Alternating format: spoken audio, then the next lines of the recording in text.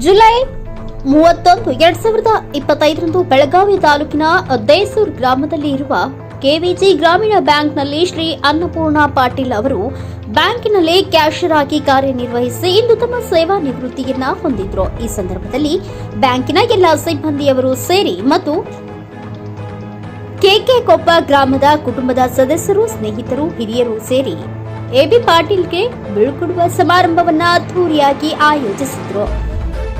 ಈ ಕಾರ್ಯಕ್ರಮದಲ್ಲಿ ಬ್ಯಾಂಕ್ ಮುಖ್ಯಸ್ಥರು, ಫೀಲ್ಡ್ ಆಫೀಸರ್ಸ್, ಎಲ್ಲಾ ಸಿಬ್ಬಂದಿ ವರ್ಗದವರು ಸೇರಿ ಕಾರ್ಯಕ್ರಮದಲ್ಲಿ ಪಾಲ್ಗೊಂಡಿದ್ರು ಮತ್ತು ಅವರಿಗೆ ಹೃತ್ಪೂರ್ವಕವಾಗಿ ಬೀಳ್ಕೊಡುಗೆ ಸಮಾರಂಭ ಮಾಡಿ ಅಭಿನಂದನೆ ಸಲ್ಲಿಸಿದ್ರು.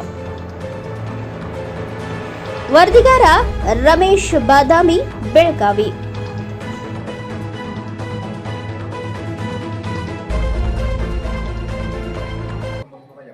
ಚಾಲೂ ಇತ್ತು.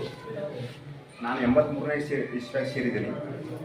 ಮತ್ತು ಅವು ಫಸ್ಟ್ ಮಲಪ್ರಭಾ ಗ್ರಾಮೀಣ ಬ್ಯಾಂಕ್ ಆಯಿತು, ನಂತರ ಸೆಕೆಂಡ್ ಕರ್ನಾಟಕ ವಿಕಾಸ್ ಗ್ರಾಮೀಣ ಬ್ಯಾಂಕ್ ಆಯಿತು, ಈ ಕರ್ನಾಟಕ ಗ್ರಾಮೀಣ ಬ್ಯಾಂಕ್ ಆಗಿದೆ. ಮತ್ತು ನಮಗೆ ಇನ್ನೊಂದು ಏನಪ್ಪ ಅಂದ್ರೆ ಆಸೆ, ಪಬ್ಲಿಕ್ ಲೇಟ್ ಆಗಬಾರ್ದು, ಯಾರು ನಿಂದಿರಬಾರ್ದು, ನಮಗೆ ಇಮಿಡಿಯೇಟ್ ಮಾಡಿ ಅವ್ರು ಕಳಿಸ್ಬೇಕು ಅಂತೇಳಿ ನನ್ನದೊಂದು ಆಸೆ. ಮತ್ತು ನಾ ಈ ಕೆಳಗೆ ಕ್ಯಾಶಿಯರ್ ಕೆಲಸ ಕೆಳಗೆ ತಿರುಗಿ ಮಾಡ್ಕೊಂತ ಕೆಲಸ ಮಾಡ್ತಿರೋ ಅವಾಗ ಅಲ್ಲಿ ಲಕ್ಷ ಇರ್ಬೇಕು ಯಾವ ಬರ್ತೈತಿ.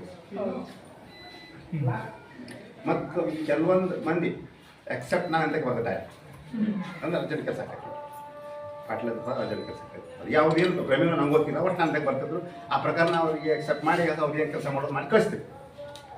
ಮತ್ತು ಇನ್ನಾದರೂ ಮತ್ತು ವಸೂಲಿ ಹೇಳೋದಾತು, ಮ್ಯಾನೇಜರ್ ಯಾರು ಏನ್ರಿ ಅಂದ್ರೆ ಬರ್ತೀರಿ ಅಷ್ಟನವ್ರಿಗೆ ಯಾರು. ಬಟ್ ನಮ್ಮ ಸ್ಟಾಫ್ದೊಳಗೆ ಯಾರಿಗೆ ಏನು ಮಾಡಿ ಯಾರೋ ಜಗಾಡಿರು ಅವ್ರು ನಾನು ಬರ್ತಿರ್ತಿಲ್ಲ, ಅದು ಕಳಿಸ್ತೀನಿ ನೋಡಿ, ಅಷ್ಟು ಮೇಲೆ ಗ್ಯಾರಂಟಿ. ಅದೊಂದು ಕೆಪಾಸಿಟಿ ಐತೆ ಹೆಸರು ಮಂದಿ ಏನಲ್ಲಿ ಹೀಗಾಗಿ ಸರ್ ನಮ್ಗೆ ಸ್ವಲ್ಪ ಒಡನಾಟ ಪಬ್ಲಿಕ್ ಮಾಡಿ ಜಾಸ್ತಿ ಇಷ್ಟ. ಮತ್ತು ಇಷ್ಟ ಹೇಗ ಸರ್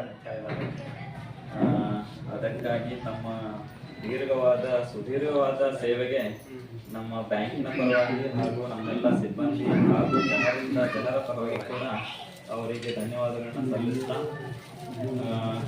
ಸರ್ ಬಗ್ಗೆ ಹೇಳ್ಬೇಕಂತಂದ್ರೆ ಸರ್ ಆ್ಯಕ್ಚುಲಿ ನಾನು ಆಗಲೇನು ಹೇಳಿದೆ, ಎಲ್ಲರೂ ಕಸ್ಟಮರ್ ಓರಿಯೆಂಟೆಡ್ ಅಂತ ಹೇಳಿದ್ರೆ ತಪ್ಪಾಗ್ಲಿಕ್ಕಿಲ್ಲ. ಯಾಕಂತಂದ್ರೆ ಅವರು ಕಸ್ಟಮರ್ ಈಗ ಬಂದು ನಮ್ಗೆ ರೊಕ್ಕ ಬೇಕ್ರಿಪ್ಪ ಅಂತಂದ್ರೆ 50,000 ಕೇಳಿದ್ರೆ 1,00,000 ಕೊಟ್ಟು ಕಳ್ಸೋಂತ ಗುಣ ಅವ್ರದ್ದು. ಯಾಕಂದ್ರೆ ಮತ್ತೊಮ್ಮೆ ಒಳ್ಳೆ ಕಸ್ಟಮರ್ ಬರಬಾರ್ದು ನಮ್ಮ ಕಡೆ ಅಂತೇಳಿ ಅಂದ್ರೆ ಆ ದಿನ ಅಟ್ಲೀಸ್ಟ್ ಅಂತೇಳಿ. ಹಾಗಾಗಿ ಅವರು ಕಸ್ಟಮರ್ ಜೊತೆ ಭಾಳ ಒಡನಾಟ ಹೊಂದಿದ್ರು. ಆಮೇಲೆ ಇದೇ ರೀತಿ ಅವರು ಮುಂದಿನ ಭವಿಷ್ಯದಲ್ಲಿ ಅಂತಂದರೆ ರಿಟೈರ್ಮೆಂಟ್ ಆದ್ಮೇಲೆ ಕೂಡ ತಮ್ಮ ನಿವೃತ್ತಿ ಜೀವನವನ್ನು ಚಲೋತಾಗಿ ನಡ್ಕೊಂಡು ಹೋಗಲಿ. ಆಮೇಲೆ ತಮ್ಮ ಫ್ಯಾಮಿಲಿಯು ಕೂಡ ಚಲೋ ಅಂದರೆ ಟೈಮ್ ಸ್ಪೆಂಡ್ ಮಾಡಲಿಕ್ಕೆ ಅವರಿಗೆ ಸಹಕಾರ ಮಾಡಲಿ ಅಂತ ಹೇಳಿ ಆಶಿಸ್ತಾ ಈಗ ಅವ್ರಿಗೆ ಸ್ವಲ್ಪ ಸನ್ಮಾನ ಮಾಡ್ತೀವಿ.